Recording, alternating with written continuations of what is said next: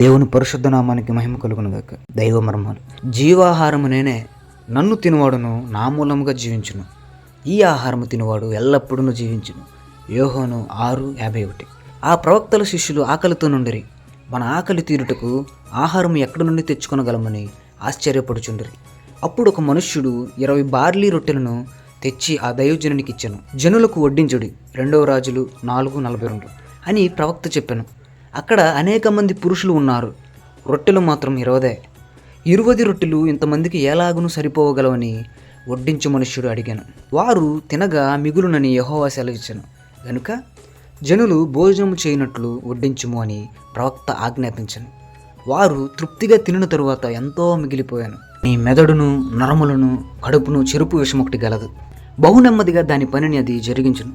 పాపము కూడా అంతే. పాపములో జీవించుట ద్వారా ఆ విషమును అనుదినము నీవు తిని త్రాగుచున్నావు. అందువలన నీ జీవితము నాశనమగుచున్నది. కనుక ఈ దినమున విశ్వాసముతో జీవాహారమును భుజించమని నిన్ను బ్రతిమాలుచున్నాను. ఈ జీవాహారము నీ జీవితంలో పాప ఫలితములకు విరుగుడును కలిగించును. ఈ విధమున నీవు ప్రతి నష్టమును సమకూర్చుకొనగలవు. ఈ జీవాహారము నిన్ను నిత్యత్వమునకు జ్ఞానినిగాను, ఐశ్వర్యవంతునిగాను, బలవంతునిగాను చేసి నిత్య తృప్తినిచ్చును. గత జీవితంలో నష్టపోయిన దానిని అంతటిని సంపూర్ణముగా సమకూర్చుకొనగలవు. యేసుక్రీస్తు ప్రభువు ఎలీషా కంటేను, ప్రవక్తలందరికంటేను, ఇతర మనుషుల కంటేను గొప్పవాడు.